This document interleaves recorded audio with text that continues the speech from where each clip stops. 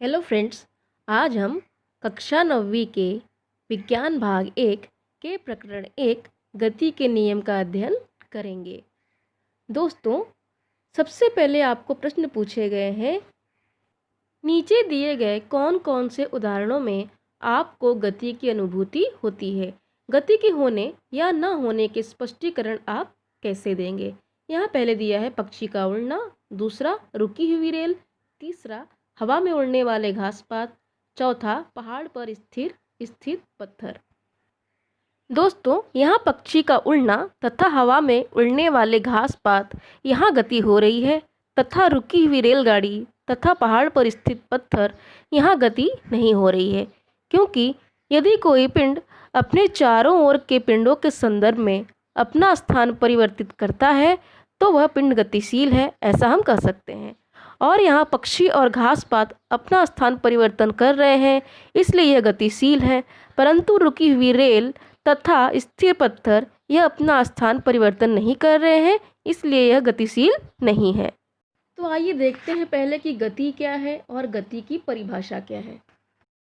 दोस्तों, यदि कोई वस्तु अन्य वस्तुओं की तुलना में समय के सापेक्ष में अपना स्थान परिवर्तन करती है तो वस्तु की इस अवस्था को गति कहा जाता है। सामान्य शब्दों में गति का अर्थ वस्तु की स्थिति में परिवर्तन गति कहलाती है। या फिर जब कोई वस्तु समय के साथ अपनी स्थिति परिवर्तित करती है तो उस वस्तु को गति में कहा जाता है, तथा जब कोई वस्तु समय के साथ अपनी स्थिति में को परिवर्तित नहीं करती है तो उस वस्तु को विरामावस्था में कहा जाता है। यहाँ कुछ उदाहरण दिए गए हैं गति के, जैसे व्यक्ति का चलना, पक्षी का उड़ना, पटरी पर दौड़ती रेलगाड़ी, सड़क पर दौड़ती बस एवं कार। अगर हम सबसे सामान्य शब्दों में कहें तो किसी वस्तु के चलने को ही गति कहा जाता है। अगला टॉपिक है हमारा दूरी तथा विस्थापन। दूरी का अर्थ दो बिंदुओं के बीच गतिशील रहने पर पिंड द्वारा प्रत्यक्ष रूप से तय किया गया पथ है। विस्थापन का अर्थ गतिशीलता के प्रारंभ और अंतिम बिंदु के बीच की सबसे कम दूरी है। इसे हम इस प्रकार भी कह सकते हैं, गतिमान वस्तु की स्थिति समय के साथ हरदम बदलती रहती है, अतः किसी गतिमान वस्तु द्वारा किसी समय में तय किए गए मार्ग की लंबाई को उस वस्तु द्वारा चली गई दूरी कहते हैं। दूरी एक प्रकार की अदिश राशि है। दूरी का मात्रक मीटर होता है। विस्थापन किसे कहते हैं? किसी निश्चित दिशा में गतिमान वस्तु की अंतिम तथा प्रारंभिक स्थितियों के बीच की न्यूनतम दूरी को विस्थापन कहते हैं। न्यूनतम अर्थात कम से कम दूरी को विस्थापन कहते हैं। यह एक सदिश राशि है। विस्थापन का मात्रक मीटर होता है। आइए अब इसे और अच्छे समझने के लिए हम एक प्रयोग देखते हैं। दोस्तों, माना कोई व्यक्ति बिंदु ए से चलता है जो कि उसका आरंभ बिंदु है, फिर घूमते घूमते वह बिंदु बी तक आता है। ये जो टेढ़ी मेढ़ी रेखा है ये इसके द्वारा प्रत्यक्ष रूप से चली गई दूरी है और इसे ही दूरी कहते हैं। लेकिन अगर विस्थापन की बात करें तो यह जो छोटा सा पथ है ए तथा बी के मध्य, यही विस्थापन होगा। अब दूसरा उदाहरण देखिए। यहाँ पे जो व्यक्ति है इसे अपने घर तक जाना है और इसके पास दो रास्ते हैं। एक रास्ता 5 मीटर का है और दूसरा रास्ता जो लंबा रास्ता है वो 7 मीटर का है, यानी 3-4 बराबर 7 मीटर का। अगर वो ए से बी जाकर फिर बी से सी तक जाता है तो यहाँ पर दूरी और विस्थापन दोनों अलग अलग होंगे। लेकिन अगर वो एक रास्ता पकड़ता है ए से सी तक जाने का, छोटा वाला रास्ता पकड़ता है, तो यहाँ पे दूरी और विस्थापन दोनों समान होंगे। एक और एग्जाम्पल देखते हैं हम शीतल और प्रशांत का। अब देखिए, शीतल जो है पहले वो अपनी सहेली संगीता के घर जाती है और फिर संगीता के घर से होते हुए अपने विद्यालय जाती है, लेकिन प्रशांत सीधे अपने स्कूल जाता है। अब संगीता के द्वारा तय की गई दूरी 1700 मीटर है, लेकिन विस्थापन 1300 मीटर है। वहीं प्रशांत के द्वारा तय की गई दूरी और उसके द्वारा जो हुआ विस्थापन दोनों ही 1300 मीटर है। आइए एक और उदाहरण देखते हैं। कोई व्यक्ति आयताकार मार्ग पर बिंदु ए से चलकर पुनः बिंदु ए पर आता है, तो उसने कितनी दूरी तय की, उसके द्वारा कितना विस्थापन हुआ? दोस्तों, यहाँ व्यक्ति द्वारा तय की गई दूरी यह आयत की परिमिति के बराबर होगी तथा विस्थापन 0 होगा, क्योंकि आरंभ बिंदु व अंत बिंदु दोनों एक ही हैं। आइए एक और उदाहरण देखते हैं। कोई व्यक्ति वृत्ताकार मार्ग पर चल रहा हो और आधे वृत्त का दूरी तय करने के बाद वह रुक जाता है, तो उसके द्वारा तय की गई दूरी यह वृत्त की परिधि का आधा होगा और विस्थापन यह वृत्त के व्यास के बराबर होगा। तो दोस्तों, दूरी और विस्थापन को समझने के लिए इतने सारे उदाहरण काफ़ी हैं। यहाँ थोड़ा सोचिए, में आपसे पूछा गया है, आकृति में दर्शाए अनुसार स्वराली हर दिन प्रातः 100 मीटर त्रिज्या वाले वृत्ताकार मैदान के किनारे पर चक्कर लगाती है। बिंदु ए से चलने की शुरुआत करके एक चक्कर पूर्ण करने पर उसके द्वारा तय की गई दूरी और उसका विस्थापन कितना होगा।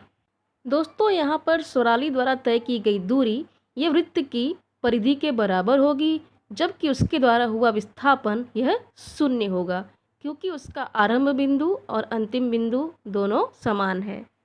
वहीं दूसरा प्रश्न है, आकृति में दिखाए अनुसार यदि एक गाड़ी बिंदु P से निकलकर स्थान Q तक गई और पुनः स्थान P पर वापस आ गई, तो उसके द्वारा तय की गई दूरी और उसका विस्थापन कितना होगा।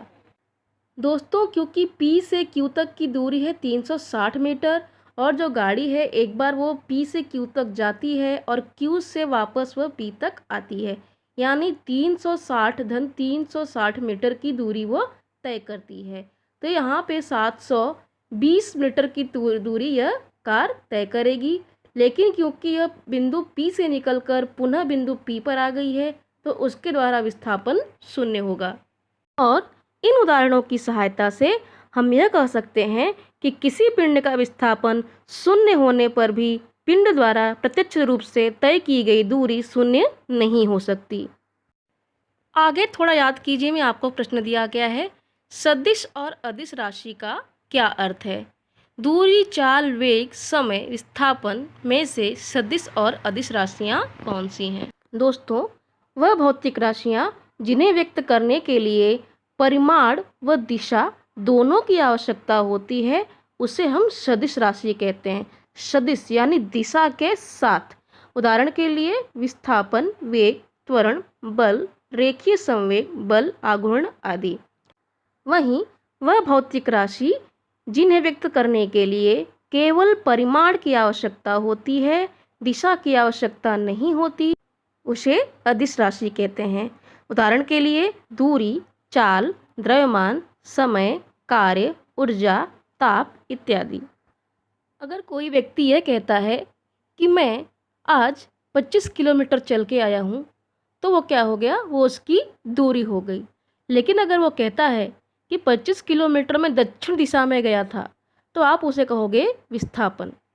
दोस्तों, इकाई समय में तय की गई दूरी को चाल कहते हैं और इकाई समय में तय किए गए विस्थापन को वेग कहते हैं। जब आप कहते हो इकाई समय में तय की गई दूरी और वहाँ पर दिशा का उल्लेख ना हो, तो उसे हम चाल कहते हैं। लेकिन इकाई समय में तय की गई दूरी के साथ अगर दिशा का भी उल्लेख हो, तो वह वेग होता है। यहाँ इकाई समय का अर्थ 1 सेकंड, 1 मिनट, 1 घंटा, कभी कभी 1 साल भी हो सकता है। दोस्तों, यहाँ पे चाल तथा वेग में अंतर दिया है, इसे आप जरूर तैयार करिए, ये परीक्षा की दृष्टि से भी महत्वपूर्ण है।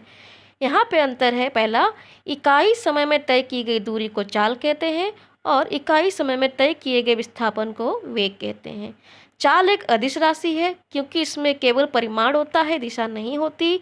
वेग एक सदिश राशि है क्योंकि इसमें परिमाण व दिशा दोनों ही होते हैं। चाल यह सदैव धनात्मक होती है, वेग यह ऋणात्मक व धनात्मक दोनों प्रकार का हो सकता है। यहाँ कुछ महत्वपूर्ण बातें जो आपको ध्यान में रखने के लिए कही गई हैं, वो इस प्रकार हैं। चाल और वेग की इकाइयाँ समान होती हैं। उनकी एसआई प्रणाली में इकाई मीटर पर सेकंड और सीजीएस प्रणाली में इकाई सेंटीमीटर पर सेकंड होती है। चाल दूरी से संबंधित है तो वेग विस्थापन से संबंधित है। यदि गति सरल रेखा में है तो चाल और वेग का मान समान होता है, अन्यथा वो अलग अलग हो सकते हैं। अगला टॉपिक है हमारा चाल और दिशा का वेग पर होने वाला प्रभाव। यहाँ पे आपको दिया है, सचिन मोटरसाइकिल से सफ़र कर रहा है। सफ़र करते समय निम्नलिखित प्रसंगों में क्या घटित हुआ बताइए। पहला हमको जो कंडीशन दिया है, सचिन द्वारा मोटरसाइकिल से सफ़र करते समय गति की दिशा न बदलते हुए मोटरसाइकिल की चाल बढ़ाने या कम करने से वेग पर क्या प्रभाव पड़ेगा। दोस्तों, यहाँ दिशा तो परिवर्तित नहीं हो रही है, लेकिन चाल कम ज़्यादा होने से वेग में परिवर्तन हो सकता है। दूसरा प्रश्न है, क्या सचिन के सफ़र करते समय किसी मोड़ के आने पर चाल और वेग समान होंगे। दोस्तों, यहाँ एक शब्द यूज़ किया गया है, मोड़ के आने पर, अर्थात दिशा में परिवर्तन, और इससे भी चाल और वेग में परिवर्तन हो सकता है।